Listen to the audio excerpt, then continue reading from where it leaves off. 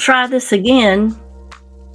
I'm hoping that this gets worked out. Otherwise, I will have to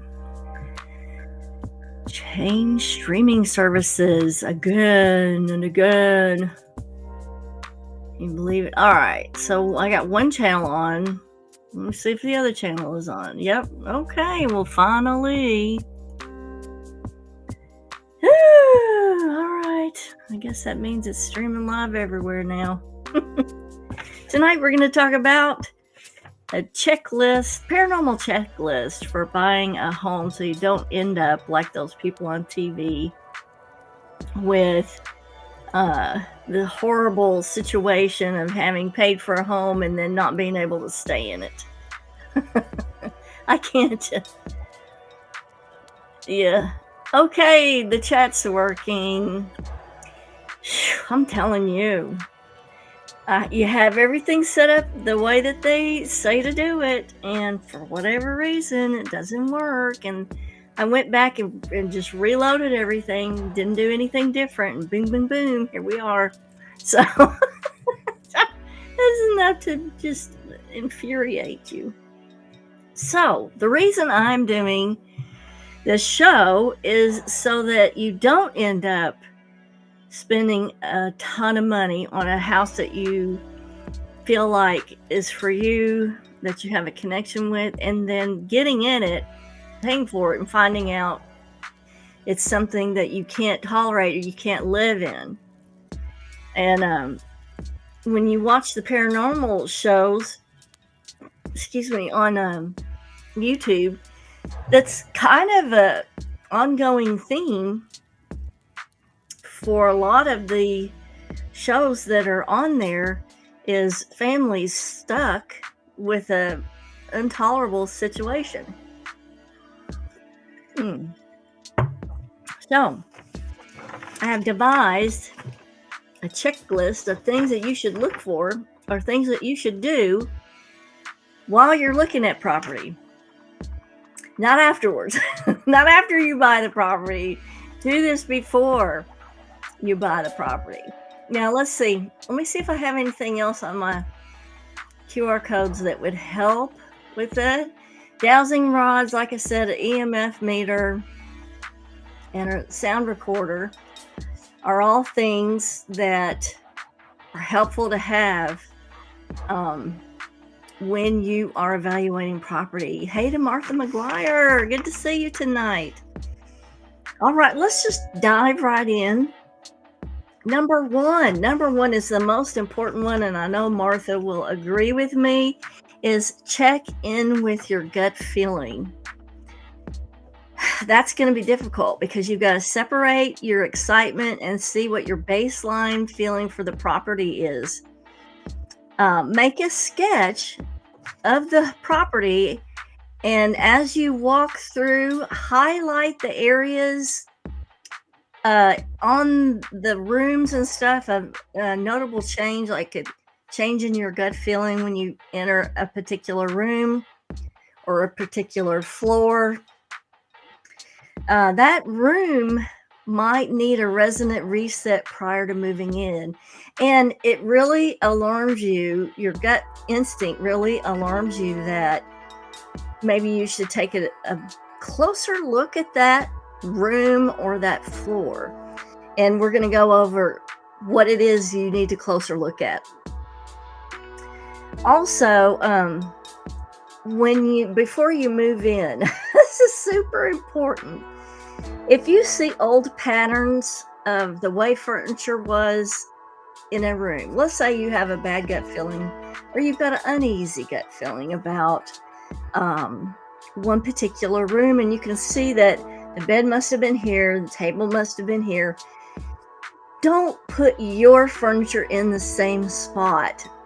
Especially, let me give you a scenario. Let's say that was a room that people argued in a lot, and those negative imprints are like in the pattern of the furniture or the energy, the way it was set up, the room was set up.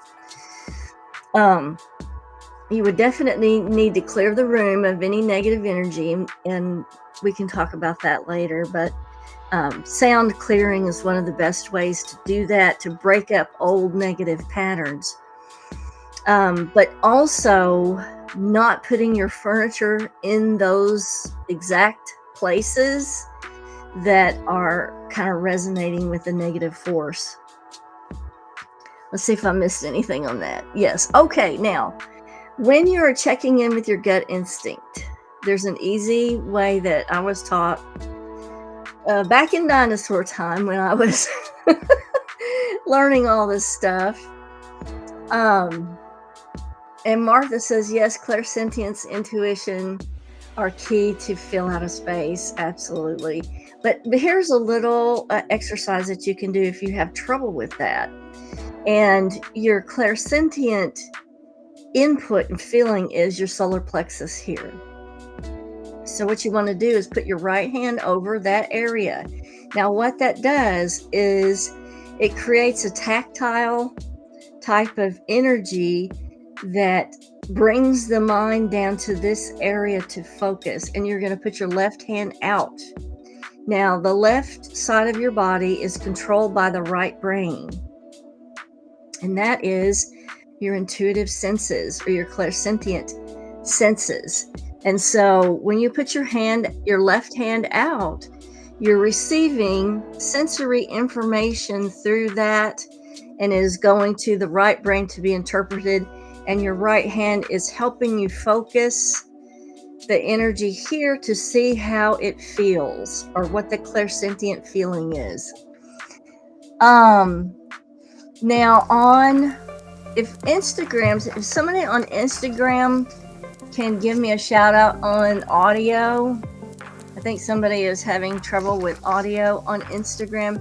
And if on Facebook, somebody could give me a shout out for audio, that'd be great. So as you go into each section of the house, you want to definitely do this. Check in with that gut feeling and see, how does this space actually feel?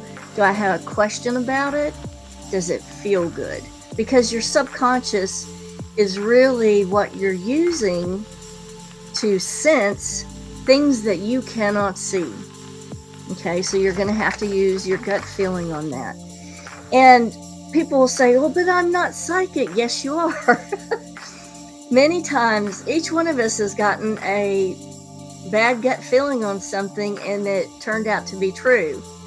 And so that's you using your own psychic ability. So Susan on Instagram says, my friend Robin moved into a house where one room was very cold. Yes, that's a classical thing. And you need to look for physical reasons for it to be cold first. Don't automatically jump into the paranormal on that. But rooms that aren't used are easy spots for spirits to hang out because their energy is not being interrupted by people walking through it constantly. So oftentimes you're going to find entity either in a room that's not being used, in an attic or a basement, or crawl spaces, or closets. Closets are great places for spirits to hang out because they have to work at conglomerating their energy. And so when somebody is constantly walking through that, or it's a thoroughfare, it disrupts the energy of the entity and it's not comfortable for them. So they will linger in places that are not readily used. Okay, checklist number 2. Take pictures of your initial walkthrough. Try to make it at dusk because more light anomalies will show up on the phone, camera phone, or if you're going to use a DSL or other digital camera. Light anomalies will show up easier in dusk, and it's because the aperture on the camera is wider than your eye, and so things that you may not see with your eyes, the camera will pick up.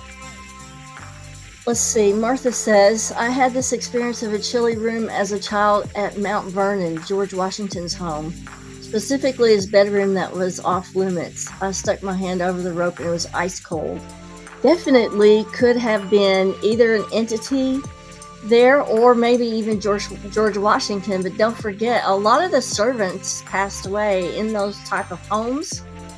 And so unless you have a medium there that can tell you who that is in that room, it might be one of the staff that you may be picking up on. Ina says, can a particular piece of property be more friendly to males or to females?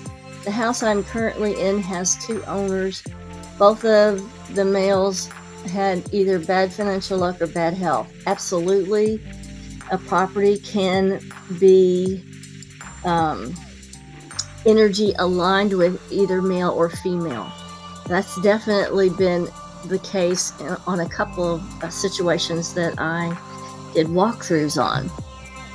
Okay, when you take your pictures, take long angle pictures of each room and the hallways. Do not forget the hallways. Basements and attics, make sure you get those, and the closets as well. And we discussed why the closet is important, is because these are hiding areas for entities, because their energy is not being disrupted. Then you're going to look over those pictures really well for smudges, glitches, light smears, light anomalies. And if you find one, try to reproduce that. Go back to the property, same time of day, take a picture in that same spot and see if you get the same thing. If you get the same thing, 9 times out of 10, that's a spirit that's kind of stuck there. And, really, some people are in their property or in their homes because they want to be there. That's a place where they have a lot of fond memories and stuff. But some people, I would say most of the people that linger in homes are stuck for whatever reason. Okay, number 3, look into the property history of violent deaths, such as murder or suicide. Those imprints are stuck in the environment, and you don't want to buy property that has that imprint on it. Normal deaths can be a problem as well, because the person may be confused and think that somebody has invaded their home. For example, if you take a picture in a certain bedroom that has a constant smudge on the picture and you find out there was a normal death in the bedroom, that could be a problem, because that person could think that other people are in their home and they may view you as an intruder. That's and they don't understand what that is happening is they feel like they're dreaming, and they're dreaming that somebody is in their house, and so they're gonna take steps, make things happen to where it's going to be uncomfortable for you because they're viewing you as the threat. And margarita time. David makes the best margaritas, I tell you. Monday night is a perfect night to have a margarita. I hope you guys are having a good Monday, and maybe you're having a margarita or a martini or something with me. Shout out in the comments what you're having this evening. Number 4, evaluate the property for grave sites. Some older homes, especially with large land parcels, can have burial sites, and those can present a problem. Because, in the old days, not everybody wanted to be buried in a graveyard or could have that opportunity to be buried in a graveyard, and they just buried them out back. So you need to find out, is there anything that, tips you off that there could have been a graveyard in the backyard? Like stones that have writing on them that are half buried under the ground. That's a sure giveaway. And a lot of Civil War sites have those. And a lot of family burial sites have those. Also look at history of, is the home that you're looking at in or around an old Civil War battleground or other battleground? If so, the history of those traumatic deaths can cause problem for the living that are trying to cohabitate there. Also, any kind of natural disasters that happened in the area. Let's say there was a big flood in 1939 and a lot of people drowned during that time. Maybe their bodies weren't recovered. Maybe some of them ended up on the property. Let's see, Martha is drinking an iced cherry matcha latte. Yum, that sounds good. I know, water is never boring if you pattern it.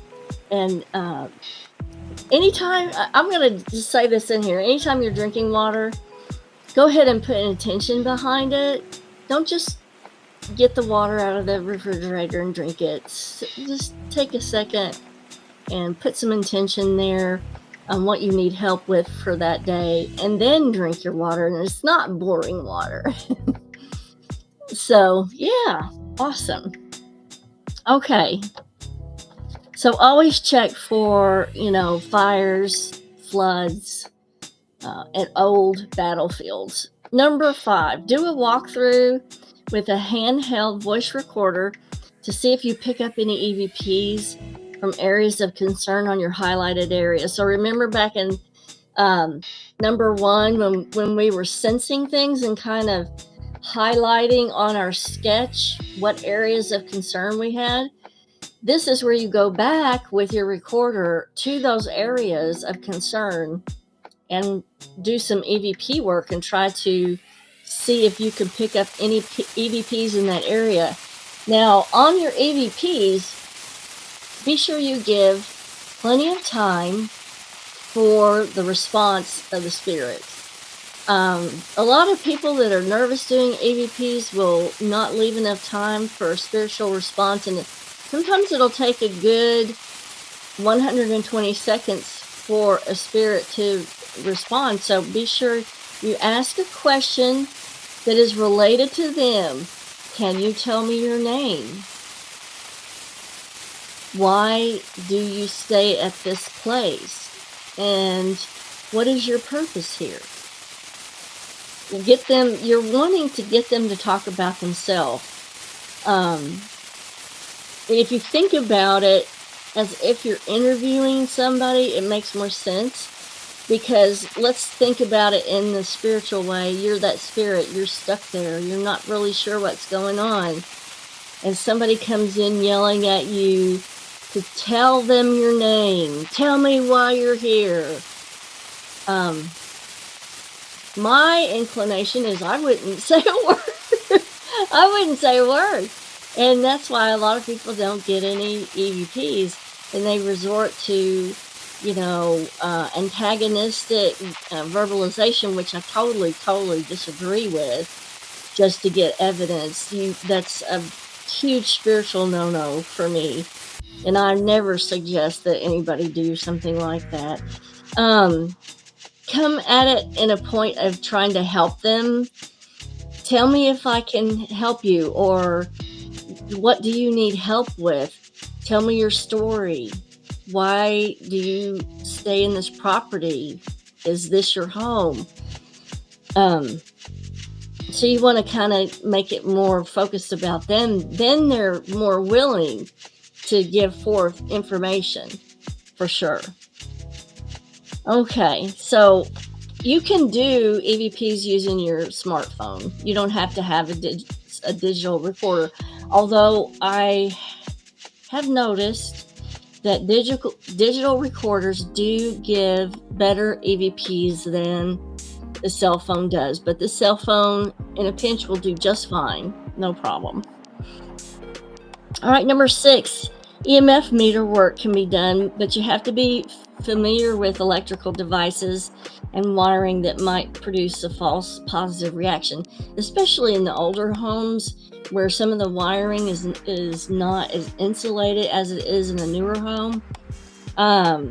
You can really get some false positives with EMF meters, if you are not really aware of, maybe getting too close to the electric box, maybe getting too close to a lamp that's wired in that's turned on, electrical devices will set your EMF meter off. So you've really got to be aware when you're doing EMF of where these electrical sources are and what you're actually picking up. But let's say that you're in a hallway and you're picking up a smudge on the camera in the hallway, and where that smudge is on the camera, on the picture, the EMF is, let's say, pretty high. That's a pretty good indicator that you'll have a spirit in that hallway. Let's see, Susan says Robin had taken her mother's ashes to the room that was so cold and left them there overnight and then proceeded to sage the whole house. Well, I mean, if you have somebody's ashes in the home and they're attached, those people are still attached to their body parts, are still attached to their ashes, you definitely can have a spirit in the home. But if it's a family member, you may want them there. It may make you feel better to have them there. So it really depends on what kind of relationship you have with the person, that kind of thing. Number 7 is evaluate the property for flowing streams, signs of ponds that are near the home. Any kind of flowing water, a stream, a pond, anything like that is an attractant for entities. And the reason why it is because they can use the water to amplify the electromagnetic field that they have, and it helps them move and apparate and conglomerate their energy. And so anything that has a stream, spring, pond can amplify paranormal spiritual activity. Hey to Yasmin Jadoon. Thank you for tuning in tonight. It's good to see you. Good to see you too. Glad to be seen. Okay, number 8. The best way to clear any kind of imprinted energy from a property is using sound clearing. And what I'll do for you guys is after the show, I will put a link to sound clearing, my sound clearing YouTube video on both of the Facebook pages. And if you want to know more about how to do that, but the reason why vibrational clearing is the best is because the vibrations, and actually, if you study cymatics, and that's CYAMATICS, cymatics is the study of sound, and sound actually has a physical presence, a vibratory physical presence. And so what that does is it is able to transfer and go through objects like walls, attics, basements, and the sound will break up the energy pattern of the entity. And it is really like fingernails on a chalkboard for them. And it is very effective at removing any kind of entity that you have. However, there are things that you can't fix, and we'll talk about that in a second. So Susan says, what I didn't add was the next day the room was not so cold. Then she proceeded to sage the whole house. Yeah, unless you want that spirit to stay, it's really not great for them to not move on and cross over to their destiny. And so it really gets my goat when people leave a property and they leave the spirit there and don't try to help it cross over to its destiny, its purpose. Why would you want somebody to be stuck at a place for their eternity? It doesn't seem right to me anyway. So Martha says, very true. It was very eerie, noticeable, and the guy noted that the house did not have air conditioning, at least at that time. Not sure if it has changed. Whew, they probably have air conditioning now. You would, because people touring, I don't know, they may not. If they're wanting to keep it totally the same, they may not, but a lot of people will, in these historical houses, put air conditioning in the home just for the sake of comfort for the people that are touring the place. They're tourists. Now, number 9 is just throwing it out here. Stay tuned for a future show on things that can't be cleared, because we've had a few of those things that cannot be cleared and they can't be fixed. And it doesn't matter how many priests that you bring in to try to eradicate a few of these things. And I'm going to talk about on this next show, why doesn't it work? How come, an exorcist can't come in and clear it? And that happens. And I think more often than not nowadays, I'm seeing that a lot of paranormal shows where they're having hauntings, that people are saying at the very end, well, it cleared it up for a while, or everything was okay for about 6 months, but now things are back to the way that they were, or they're back to a manageable place and we're looking at moving. And that seems a little bit more like the truth, I think. Anyway, I hope you guys had a great time listening to this information. And please, if somebody is looking at a home that they're going to purchase, share the video with them. Everybody that's buying property need to evaluate the property really well before they purchase it, just because there have been so many people that have had this situation happen to them. Let me check and make sure there are no more questions. And also, let's see, if you want, I put that up there earlier, but it went away. If you want to buy me a coffee or send a little bit, like $5 or whatever, for a donation for the show, that would be great. It really helps to pay for all the bits and bobs that keep things going, and the streaming service is not for free, so I appreciate it. Happy Monday night, everybody. Kisses from Kentucky, and I will be posting when the next show comes up. And remember, that's going to be on things that can't be cleared and why.